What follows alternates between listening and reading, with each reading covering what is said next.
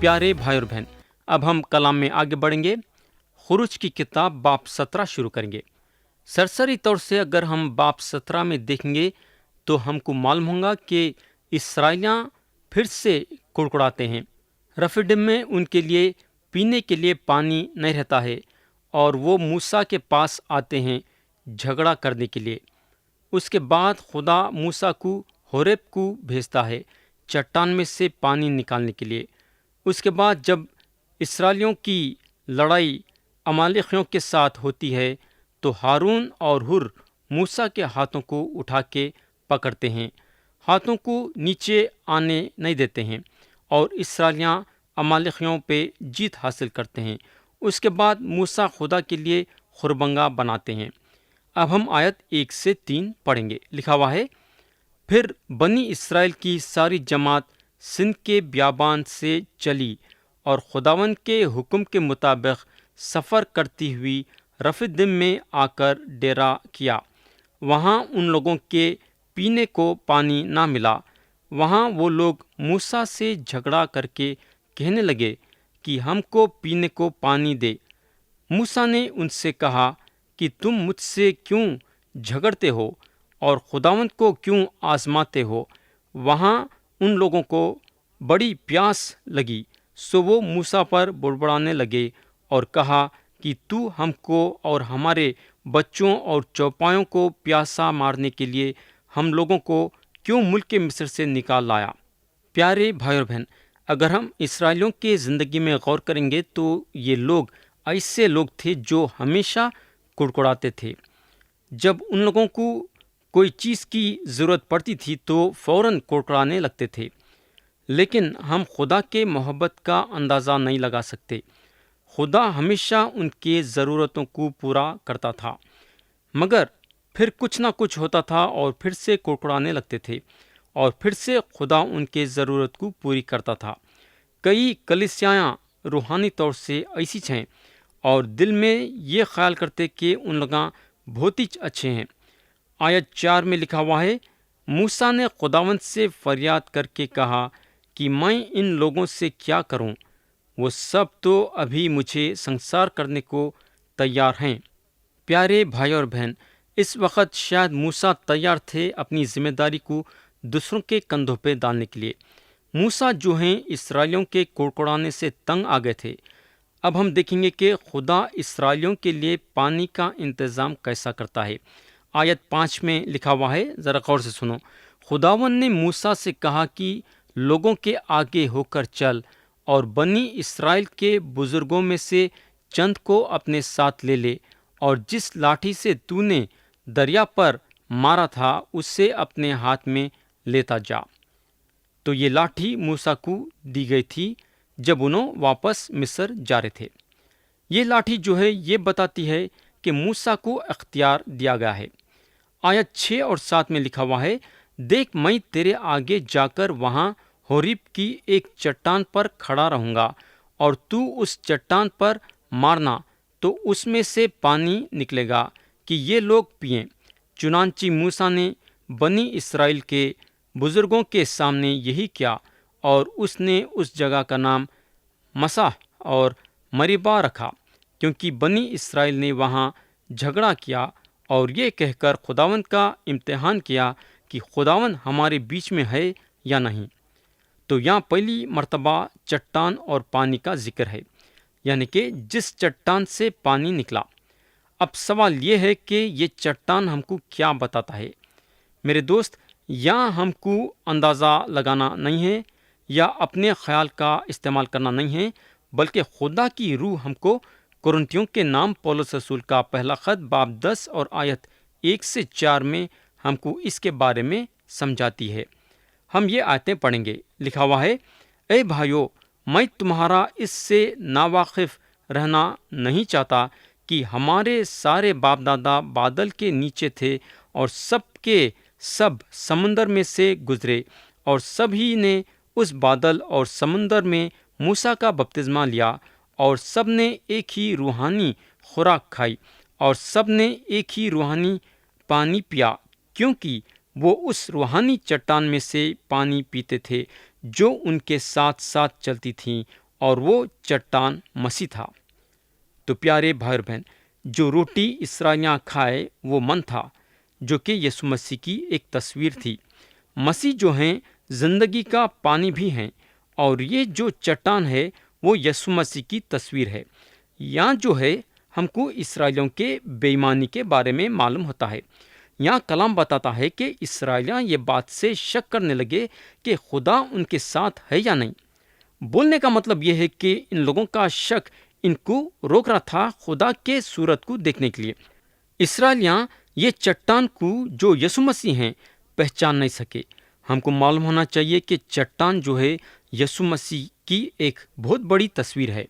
زبور کی کتاب باب 61 اور اس کی آیت 2 میں لکھا ہوا ہے، میں اپنی افسردہ دلی میں زمین کی انتہا سے تجھے پکاروں گا، تو مجھے اس چٹان پر لے چل جو مجھ سے اونچی ہے۔ یہ چٹان یسوع مسیح ہیں۔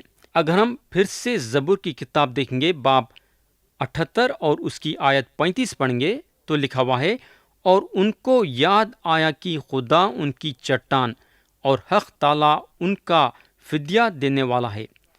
اس کے بعد اگر ہم پطرس رسول کا پہلا عام خط باب 2 اور اس کی آیت 6 سے 8 دیکھیں گے تو پطرس بولتے ہیں، چنانچہ کتاب مقدس میں آیا ہے کہ دیکھو میں سیون میں کونے کے سرے کا چنا ہوا اور قیمتی پتھر رکھتا ہوں، جو اس پر ایمان لائے گا ہرگز شرمندہ نہ ہوگا۔ پس تم ایمان لانے والوں کے لیے تو وہ قیمتی ہے، مگر ایمان نہ لانے والوں کے لیے جس پتھر کو میماروں نے رد کیا وہی کونے کے سرے کا پتھر ہو گیا، اور ٹھیس لگنے کا پتھر اور ٹھوکر کھانے کی چٹان ہوا، کیونکہ وہ نافرمان ہو کر کلام سے ٹھوکر کھاتے ہیں اور اسی کے لیے مقرر بھی ہوئے تھے۔ یہ ہوگا۔ اب آخری میں پولس رسول ہم کو ایک اچھی صلاح دیتے ہیں۔ اگر ہم کورنتھیوں کا پہلا خط باب 3 اور اس کی آیت 11 دیکھیں گے تو پولس رسول بولتے ہیں، کیونکہ سوا اس نیو کے جو پڑی ہوئی ہے اور وہ یسوع مسیح ہے، کوئی شخص دوسری نہیں رکھ سکتا۔ حالانکہ نیو کے حیثیت سے یہ ایک زبردست تصویر ہے جس پہ ہم اپنے آپ کو ٹیکتے ہیں اور جس پہ کلیسیا اپنے آپ کو ٹیکتی ہے۔ ایک چٹان آخری جگہ ہے جہاں ہم پانی پینے جاتے ہیں۔ میرے بولنے کا مطلب یہ ہے کہ میٹھا پانی تو چھوڑو، آپ کو بھاری پانی بھی ایک چٹان میں سے نہیں ملے گا۔ پیارے بھائی بہن، یسوع مسیح چٹان ہیں، مگر ان کے بہترین سے بہترین زندگی کے ذریعے سے ہم نجات نہیں پا سکتے۔ ان کی تعلیم کی حکمت حاصل کرنے کے ذریعے سے ہم نجات نہیں پا سکتے۔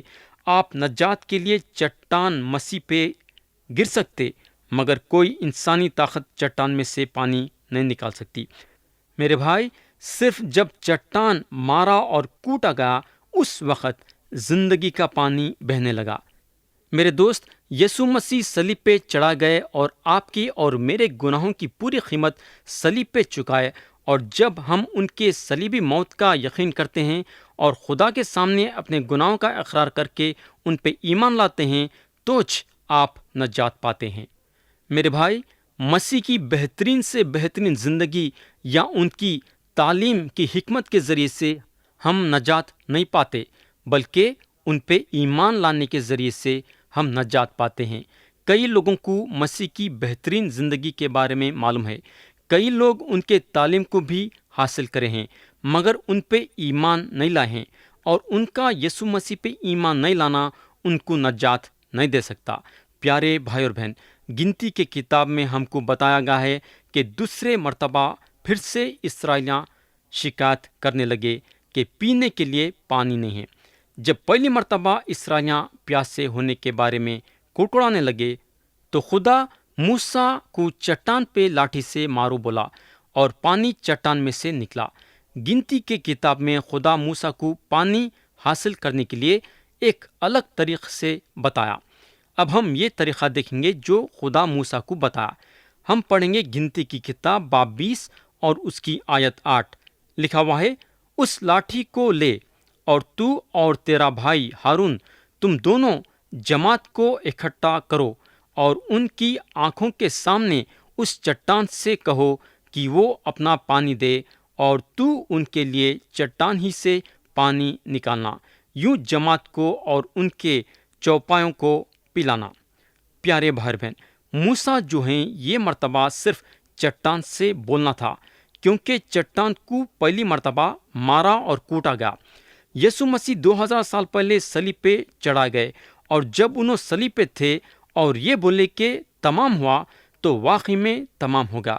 یسوع مسیح کو پھر سے صلیب پہ چڑھانے کی ضرورت نہیں تھی۔ جو بھی یسوع مسیح صلیب پہ کرے، خدا ان سے خوش تھا۔ مگر اب سوال یہ ہے کہ کیا آپ خوش ہیں کیا جو کام یسوع مسیح آپ کے لیے صلیب پہ کرے؟ میرے دوست، صلیب پہ انہوں اپنی جان دیے تاکہ آپ زندہ رہیں، تاکہ آپ کو گناہوں کی معافی ملے، تاکہ آپ نجات پائے، تاکہ آپ گناہوں سے چھٹکارا پائے۔ یسوع مسیح آپ کو نجات دینے کے لیے صلیب پہ اپنی جان دیے۔ خدا آپ سے صرف یہ چاہتا ہے کہ آپ خدا کے سامنے اپنے گناہوں کا اقرار کرنا اور اس کے بیٹے یسوع مسیح پہ ایمان لانا۔ تو دوست، یسوع مسیح جو ہمارے چٹان ہیں، ان کے ذریعے سے روحانی برکت ہے۔ برکت کا پانی بہا تاکہ سوکھے اور پیاسے ہونٹوں کی پیاس بجھائے۔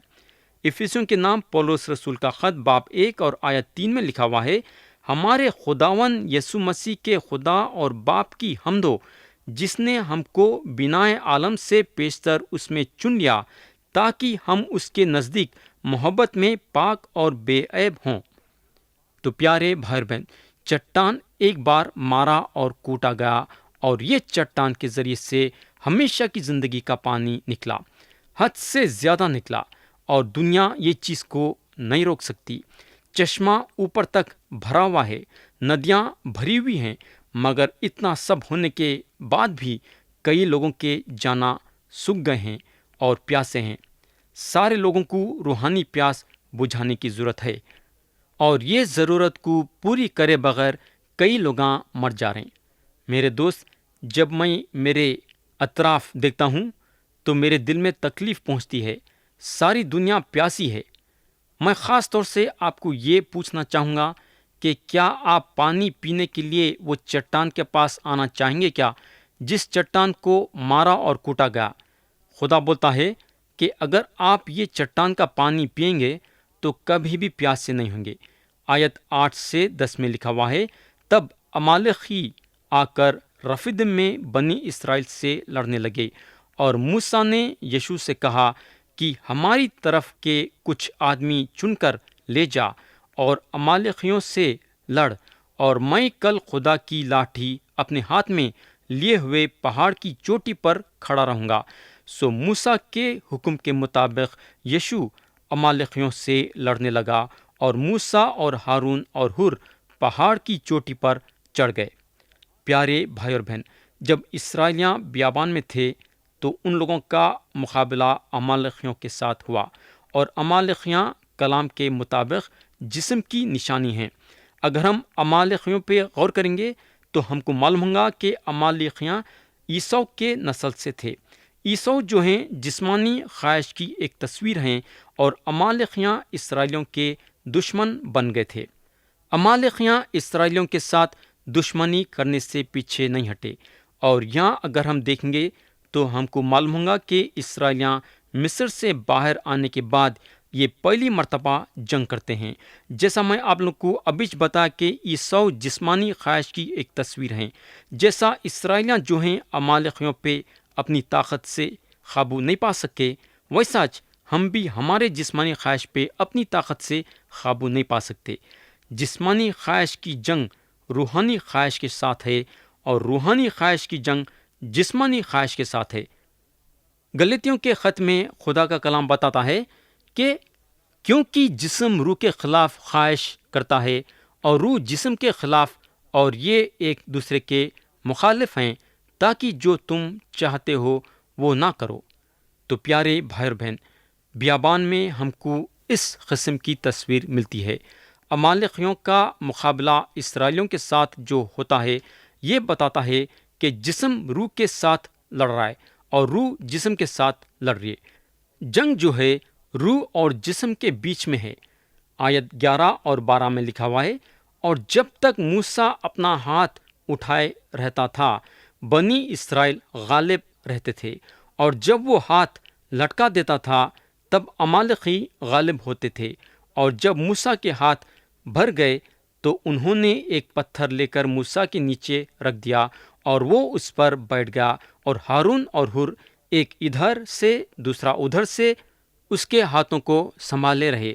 تب اس کے ہاتھ آفتاب کے غروب ہونے تک مضبوطی سے اٹھے رہے۔ پیارے بھائی اور بہن، اگر ہم یہ چیز پہ غور کریں گے تو ہم کو معلوم ہوگا کہ جنگ زمین پہ نہیں ہو رہی تھی، بلکہ جنگ پہاڑ پہ ہو رہی تھی۔ دعا کے طاقت سے جنگ ہو رہی تھی۔ لڑائی تو زمین پہ چل رہی تھی، مگر دعا پہاڑ پہ ہو رہی تھی۔ اسرائیلیاں جنگ پہ جو جیت حاصل کرے وہ اپنی طاقت یا اپنی قابلیت کے ذریعے سے نہیں، کیونکہ اسرائیلیوں کو جنگ کا تجربہ نہیں تھا۔ جنگ کیا چیز ہے وہ جانتے نہیں تھے۔ کئی کو بولے تو یہ لوگاں اپنی ساری زندگی غلامی کے حیثیت سے مصر میں گزارے تھے۔ یہ جنگ پہ جو جیت ہوئی وہ موسیٰ کے ذریعے سے ہوئی۔ جنگ لڑنے والے اور جیت حاصل کرنے والے موسیٰ تھے۔ جس وقت بھی موسیٰ اپنے ہاتھوں کو نیچے کرتے تھے اس وقت اسرائیلیوں کی ہار ہوتی تھی، اور جس وقت موسیٰ اپنے ہاتھوں کو اوپر کرتے تھے جیت اسرائیلیوں کی ہوتی تھی۔ میں یقین کرتا ہوں کہ اگر موسیٰ پوری طریقے سے اپنے ہاتھوں کو نیچے کر دیتے تھے تو اسرائیلیوں کی ہار ہو جاتی تھی، ایک اسرائیل بھی بچ نہیں سکتا تھا۔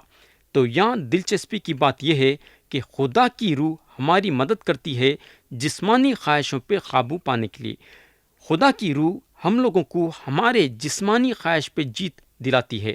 جیت اس وقت حاصل ہوتی ہے جب یسوع مسیح پہ ایمان رکھنے والا خدا کے روح کے ہدایت سے چلتا ہے۔